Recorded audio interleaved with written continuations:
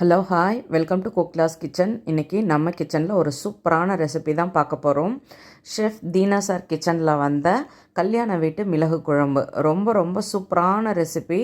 இன்றைக்கி அதுதான் எப்படி செய்கிறதுன்னு பார்க்க போகிறோம். வாங்க எப்படி செய்கிறதுன்னு பார்க்கலாம்.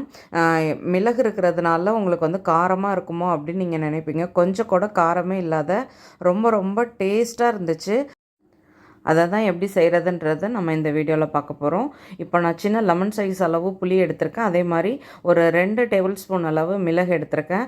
இப்போ வந்துட்டு நான் எடுத்திருக்க புளிக்கு இந்த குவான்டிட்டி போதுமானது. இப்போது அடுப்பில் வானல் வச்சுக்கலாம். வானல் நல்லா சூடானதுக்கப்புறம் 2 ஸ்பூன் அளவு நல்லெண்ணெய் சேர்த்துக்கலாம். நல்லெண்ணெயில் தான் இதை வந்து வதக்கி நம்ம செய்ய போகிறோம். அப்போ தான் வந்து டேஸ்ட்டு நல்லாயிருக்கும். இப்போது எண்ணெய் நல்லா சூடானதுக்கப்புறம் ஒரு 1/4 ஸ்பூன் அளவு வெந்தயம் சேர்த்துக்கலாம். வெந்தயம் சேர்த்துட்டு நான் சின்ன குழிக்கரண்டியால் 2 குழிக்கரண்டி அளவு துவரம்பருப்பு சேர்த்துக்கிறேன். துவரம்பருப்பு சேர்த்ததுக்கப்புறம் அடுத்து நம்ம வந்து தனியாக சேர்த்துக்கலாம். இதெல்லாம் சேர்த்து நம்ம வந்து சிம்லேயே வச்சு நல்லா வறுத்துக்கணும்.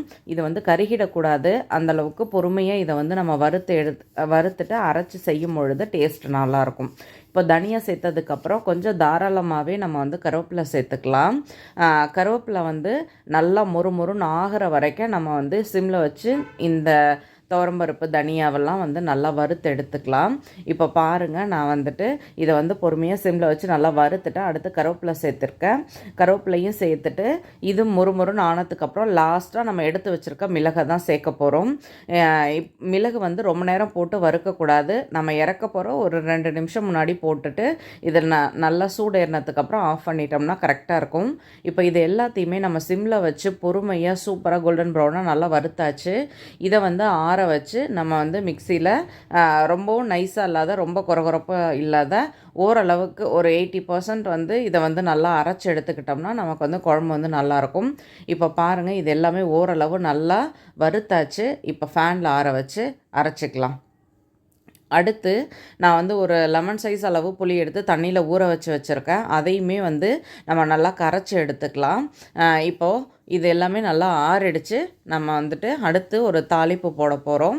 இப்போது அதே வானலில் ஒரு 2 ஸ்பூன் அளவு எண்ணெய் சேர்த்துக்கலாம். நல்லெண்ணெய் சேர்த்துக்கோங்க. சேர்த்துட்டு இப்போது நம்ம வந்து கொஞ்சமாக வெந்தயம் சேர்த்துக்கலாம். வெந்தயம் சேர்த்துட்டு இது நல்லா பொரிஞ்சதுக்கப்புறம் ஒரு 2 காஞ்ச மிளகாய், ஆக்சுவலாக வந்துட்டு குண்டு காஞ்ச மிளகாய் போட்டிங்கன்னா நல்லாயிருக்கும். இங்கே ஜாம்நகரில் குண்டு காஞ்ச மிளகாய் கிடைக்காது. அதனால் நான் வந்து இந்த காஞ்ச மிளகாவே சேர்த்துட்டேன்.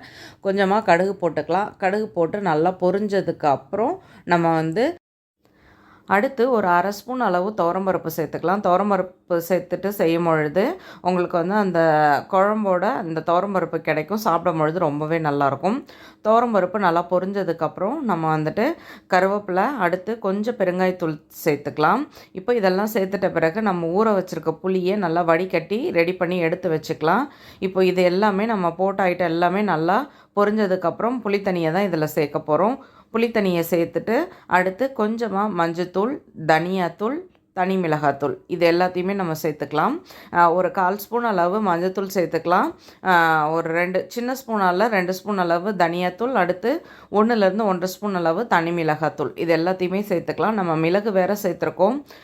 மிளகு காரம் வேறு இருக்கும். அதனால் வந்துட்டு நம்ம பார்த்து திட்டமாக சேர்த்துக்க வேண்டியதான். இப்போ பாருங்கள், புளித்தண்ணியை சேர்த்தாச்சு. இதில் வந்துட்டு மசாலா எல்லாம் ஆட் பண்ணிக்கலாம். இதோட காரம் தெரியாத இருக்கிறதுக்காக நம்ம வந்து கொஞ்சமாக வெல்லம் ஆட் பண்ணிக்கணும். இல்லைனா ரொம்ப காரமாக இருக்கிற மாதிரி இருக்கும். அதனால் நீங்கள் வந்துட்டு கண்டிப்பாக பொதுவாக நான் வந்து இந்த மாதிரி குழம்புல வந்து வெல்லம் ஆட் பண்ண மாட்டேன். எனக்கு அந்த டேஸ்ட் வேண்டான்னு நினைப்பேன். ஆனால் மிளகு காரத்தை கம்மி பண்ணுறதுக்கு நம்ம இதில் வந்து வெல்லம் சேர்த்து தான் ஆகணும். நான் இன்றைக்கி வந்து பவுடர் ஜாகரி தான் போடுறேன். நீங்கள் வந்து வெல்லம் கட்டி வெல்லமாக இருந்தால் கூட சேர்த்துக்கோங்க. இப்போ குழம்புக்கு தேவையான அளவு உப்பு சேர்த்தாச்சு. உப்பு சேர்த்துட்டு அடுத்து நான் வந்து வெல்லமும் ஆட் பண்ணிட்டேன். இப்போ இதெல்லாம் சேர்ந்து இதோட பச்சை வாசனை போகிற வரைக்கும் நல்லா கொதிக்கட்டும். இது கொதித்ததுக்கப்புறம் நம்ம வந்து மிக்ஸி ஜாரில் இதை வந்து நல்லா நைஸாக அரைச்சி எடுத்துகிட்டு வந்துக்கலாம். ரொம்ப நைஸாக அரைக்க வேண்டாம். இந்த அளவுக்கு அரைச்சிக்கிட்டிங்கன்னா சரியாக இருக்கும். இப்போ இந்த குழம்பு பச்சை வாசனை எல்லாம் போயிடுச்சு. நம்ம அரைச்சி வச்சுருக்க இந்த விழுது தான் இதில் அடுத்து ஆட் பண்ண போகிறோம். அது சேர்த்ததும் உங்களுக்கு வந்து நல்லா திக்காகிடும். ஏன்னா துவரம்பருப்புலாம் சேர்த்துருக்கிறதுனால உங்களுக்கு திக்காகிடும். நீங்கள் எந்த அளவுக்கு நீங்கள் வந்து தண்ணி தேவையோ அந்த அளவுக்கு சேர்த்து கரைச்சிட்டு நீங்கள் அதுக்கப்புறம் இதில் ஆட் பண்ணிங்கன்னா உங்களுக்கு சரியாக இருக்கும். இப்போ அடுத்து நம்ம இதெல்லாம் சேர்த்துட்டு ஒரு 2-3 மினிட்ஸில் இதை கரண்டியால் நம்ம கலந்து விட்டுட்டே தான் இருக்கணும். ஏன்னா துவரம்பருப்பு சேர்த்துருக்கறனால அடி பிடிச்சிடும். ஒரு 2-3 மினிட்ஸில் நல்லா கொதிச்சதுக்கப்புறம் எண்ணெய் பிரிஞ்சு வர ஆரம்பிக்கும். கொஞ்சம் தெறிக்கிற மாதிரி இருக்கும். ஏன்னா நம்ம இந்த அரைச்சி சேர்த்துருக்கோம் இல்லையா, அதனால் அது வந்து உங்களுக்கு தெறிக்கிற மாதிரி இருக்கும். ஸோ பார்த்து கவனமாக செய்யுங்க. இப்போ அடுத்து எண்ணெய் பிரிஞ்சு வரும். எண்ணெய் பிரிஞ்சு வந்ததும் நம்ம வந்துட்டு ஆஃப் பண்ணோம்னா சூப்பரான நம்மளோட மிளகு குழம்பு ரெடி ஆகிடும். நல்லா திக்காகிடும். இது வந்து ரொம்ப குழம்பாட்டம் தண்ணியாக இருக்காது, கொஞ்சம் திக்காக இருக்கிற மாதிரி தான் இருக்கும். ஏன்னா நம்ம துவரம்பருப்பு சேர்த்துருக்கிறதுனால அது அப்படி தான் இருக்கும். நம்ம அரைச்சிருக்க மசாலாவை சேர்த்ததுக்கப்புறம் நீங்கள் இதை வச்சுட்டு வேறு வேலை பார்க்க போகக்கூடாது. பக்கத்துலேயே நின்று இதை வந்து கைவிடாத கிளறி விட்டுட்டு இருந்தால் தான் நமக்கு வந்துட்டு அடி பிடிக்காமல் குழம்பு வந்து நல்லா சூப்பராக கிடைக்கும். அடுத்து ஒரு 3-4 டேபிள் ஸ்பூன் அளவு நல்லெண்ணெய் சேர்த்து ஒரு 2 மினிட்ஸில் எண்ணெய் பிரிஞ்சு நல்லா வந்ததும் நம்ம வந்து குழம்பு வந்து ஆஃப் பண்ணிட வேண்டியதான். இதை நல்லா ஆற வச்சுட்டு பாக்ஸில் நம்ம வந்து ஃப்ரிட்ஜில் போட்டு வச்சிட்டோம்னா எப்போ வேணாலும் எடுத்து யூஸ் பண்ணிக்கலாம், கெட்டு போகாது. இன்றைக்கி வந்து நம்ம வந்து வெங்காயமோ தக்காளியோ சேர்க்காததான் இந்த குழம்பு வச்சுருக்கோம் அவங்க செஞ்ச ப்ரிப்ரேஷனில். அடுத்து மிளகு குழம்பு சின்ன வெங்காயம் பூண்டு தக்காளிலாம் சேர்த்து நம்ம வந்து இன்னொரு நாள் அதையும் சேர்த்து காட்டுறேன். இப்போது சுட சுட சூப்பராக நம்மளோட மிளகு குழம்பு ரெடி ஆகிடுச்சு. நீங்களும் வீட்டில் ட்ரை பண்ணி பாருங்கள், கண்டிப்பாக உங்களுக்கு பிடிக்கும். வீடியோ பிடிச்சா லைக் பண்ணுங்கள். என்னோடய வீடியோ உங்களுக்கு யூஸ்ஃபுல்லாக இருந்தால் சப்ஸ்கிரைப் பண்ணிக்கோங்க. மறக்காமல் செஞ்சு பார்த்துட்டு உங்கள் கமெண்ட் சொல்லுங்கள்.